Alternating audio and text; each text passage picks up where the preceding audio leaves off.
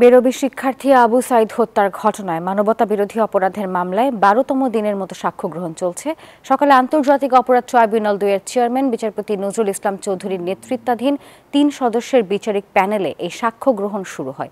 এদিকে জুলাই গণ অভ্যুত্থানে চাংখারপুলের ৬ হত্যা মামলায় ফের সাক্ষ্য গ্রহণ আজ। সাক্ষ্য দেবেন মামলার তদন্তকারী কর্মকর্তা। বিচারপতি গোলাম মর্তুজা মজুমদারের নেতৃত্বাধীন ট্রাইব্যুনাল ১-এ তদন্তকারী কর্মকর্তার সাক্ষ্য গ্রহণের মধ্য দিয়ে এই মামলার সাক্ষ্য গ্রহণ শেষ হতে পারে। এছাড়া একই দিন আশুলিয়ায় ৬ লাশ পোড়ানো সহ ৭ জনকে হত্যার দায়ে সাবেক এমপি সাইফুল ইসলাম সহ ১৬ জনের বিরুদ্ধে ১৮তম দিনের মতো সাক্ষ্য গ্রহণ হবে। অন্যান্য মামলায় ট্রাইব্যুনালে হাজির করা হয়েছে সাবেক সাংসদ ফজলে করিম চৌধুরী, এনটিএমসি সাবেক ডিজি জিয়াউল আহসান সহ মোট ২৭ আসামিকে।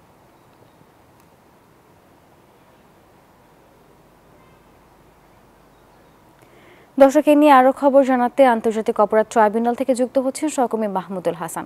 মাহমুদ, জানাবেন আজ কোন কোন মামলার শুনানি হয়েছে আর এ নিয়ে সবশেষ কি তথ্য আছে আপনার কাছে?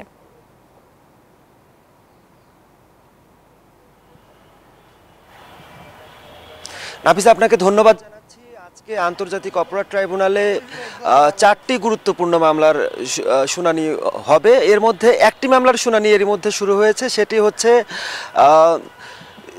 রংপুরের বেগম রোকেয়া বিশ্ববিদ্যালয়ের শিক্ষার্থী আবু সাইদ হত্যা মামলায় আজকে ১৩তম সাক্ষীর সাক্ষ্য গ্রহণ অনুষ্ঠিত হবে এবং এরই মধ্যে এই মামলায় একজন পুলিশ কর্মকর্তা তিনি ট্রাইব্যুনালে তার জবানবন্দি উপস্থাপন করছেন। একই ট্রাইব্যুনালে এরপরে অনুষ্ঠিত হবে আশুলিয়ায় ৬ লাশ পোড়ানোর যে মামলাটি, সেটির সাক্ষ্য গ্রহণ হবে।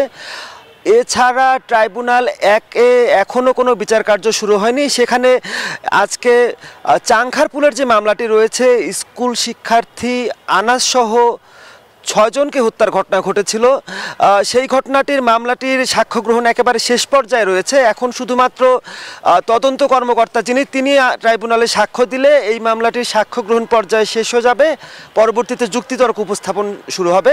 তো আমরা জানতে পেরেছি আর কিছুক্ষণ পরে এই মামলাটির শুনানি শুরু হতে পারে।